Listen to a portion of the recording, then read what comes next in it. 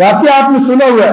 میں فقط تبرکن اس روایت کے کہ جو کتابوں میں آئی ہے میرے مولا کا کلام وہ آپ کی خدمت پیش کرنا چاہتا ہوں. فقط اس کیفیت کو تصور کیجئے گا. وہ معرکہ کیا تھا, کتنی نازک صورتحال تھی. جنگ خندق. عمرو ابن عبد ود, یہ لفظ ود نہیں ہے, ود ہے. ود ایک بہت پرانے بت کا نام تھا. سورہ نوح قرآن میں ہے, اس میں حضرت نوح کے زمانے کے ایک بت کا نام ود تھا. حضرت نوح کی قوم جسے پوجا کرتی تھی. تو ابن عبد ود یعنی ود کے بندے کا بیٹا عمرو ابن عبد ود کون تھا آپ سب جانتے ہیں. جب اس نے آ کر للکارا اور میرے مولا اس کے مقابلے پر گئے, بالآخر جب اور کوئی نہ گیا اور مولا گئے اس کے مقابلے پر, تو ایک لمحہ ایسا آیا کہ مولا اس کے سینے پر سوار تھا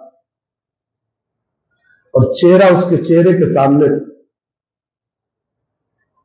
دور سے دیکھنے والوں کو کچھ ایسی چیز نظر آئی کہ جس سے اسلامی فوج میں اضطراب پیدا ہوا. بندہ اتنا خطرناک تھا کہ لوگوں نے دیکھا علی اس کے سینے سے اسے مارے بغیر علی اس کے سینے سے اٹھ کے کھڑے ہو گئے اور الگ ہو گئے. اس سے اضطراب پھیل گیا کہ اتنا زبردست چانس بار بار تھوڑی دیتے ہیں ایسے پہلوان کہ آپ اس کے سینے پہ چڑھ کے بیٹھ گئے, آپ کیوں اس کے سینے سے الگ ہو گئے. بعد میں پوچھا گیا, بعد میں مولا نے قتل کیا اس کی باریکی پر اس کیفیت کو تصور کرنے کی کوشش کیجئے. کون ہے علی ابن ابی طالب؟ کیوں کہا گیا علی مع القرآن؟ جب وجہ پوچھی تو یہ روایت کے لفظ یہ ہے کہ اے علی, اتنا زبردست موقع ملا تھا عمر کو مارنے کا, آپ نے اس کو چھوڑ کیوں دیا تھا؟ مولا نے فرمایا قد کان شتم امی, جب میں اس کے سینے پہ چڑھ کے بیٹھ گیا اس نے میری ماں کے بارے میں نازیبہ جملے وَتَفَلَ فِي وَجْهِ, اور میرے منہ پر اپنے لعاب کو پھینک دی. یہ دو حرکتیں کی عمرو ابن عبد ود. اب میں اور آپ ہوتے تو کیا کرتے؟ ڈبل جوش میں آ جاتے اور زیادہ غصے میں آتے, اور پہلے اس کو صرف مارنا تھا پھر 3-4 تھپڑ بھی لگا دیتے یا برا بھلا بھی کہہ دیتے. لیکن یہ علی ہے, یہ علی ہے جو قرآن سے کبھی جدا نہیں ہے, جو خالص ترین اللہ کا بندہ ہے, جو بھی کرتا ہے. کیوں کہا گیا ید اللہ؟ کیوں کہا گیا عین اللہ؟ اس لیے کہ جو دیکھتا ہے وہی دیکھتا ہے جو مرضی خدا ہوتی ہے. علی کا ہاتھ وہی کرتا ہے جو حکم خدا ہوتا ہے. اس لیے کہا گیا, ورنہ اللہ نہ کوئی جسم ہے اور نہ ید اللہ کا معنی اللہ کا جز ہونا ہے. جو اللہ کا جز کسی کے بنا دے وہ تو مشرک ہو جاتا ہے.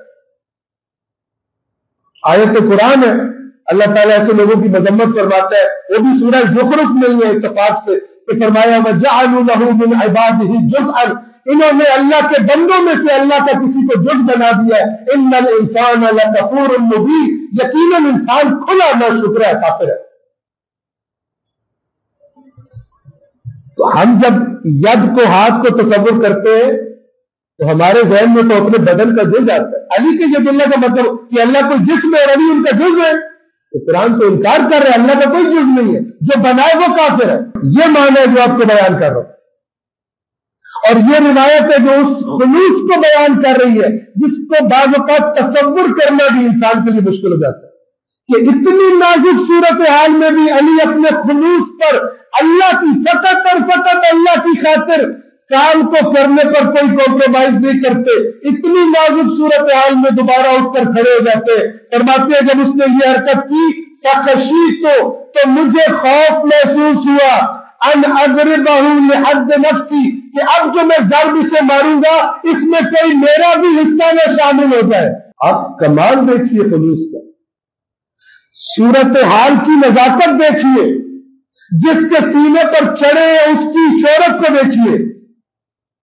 لیکن علی اپنے خلوص کو किसी चीज के साथ तब्दील नहीं कर सकते। फखशीतु, तो मुझे खौफ महसूस हुआ, अन अदरिबाहु, कि मैं जो इसको ज़र्ब लगाऊंगा अब लिहद्द नफ्सी, वो फकत अल्लाह के लिए नहीं होगी, अब उसमें मेरा अपना गुस्सा भी, क्योंकि इसने मेरी वालिदा की तौहीन की है, क्योंकि इसने मेरे रूह पर जसारत की है, तो फिर मेरा अपना गुस्सा तसव्वुर कर सकते हैं ज़ात अली को।